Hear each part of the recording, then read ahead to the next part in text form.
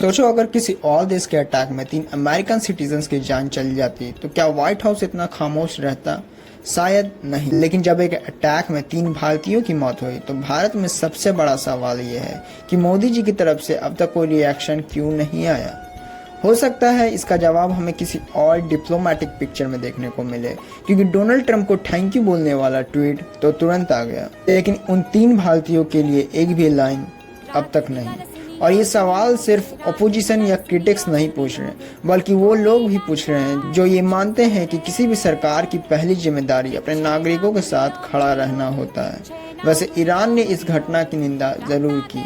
अब समझते हैं कि पूरा मामला क्या है। अमेरिका का कहना है कि जिस शिप को टारगेट किया गया वो ईरानियन ऑयल ट्रांसपोर्ट कर रहा था। उनके मुताबिक वार्निंग दी गई थी, वार्निंग इग्नोर हुई और फिर एक्शन लिया गया। लेकिन शिप ऑपरेटर का कहना अलग है।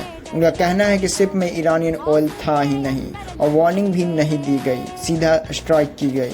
अब इस पे अमेरिका का जवाब आता है, हमारे पास जो इन्फॉर्मेशन थी उसके हिसाब से एक्शन सही था और फ्यूचर में भी ऐसा लगा तो हम दोबारा से भी करेंगे। और यहीं से एक बड़ा सवाल भी खड़ा होता है, क्या अमेरिका रशिया और चाइना के शिप्स के साथ भी इतनी ही आसानी से ऐसा कर सकता है? अगर कल चाइना का कोई वेसल इसी रूट से गुजरे तो क्या उसके साथ भी वही होगा, या फिर रूल्स और रिस्क देश देख करके बदल जाते हैं?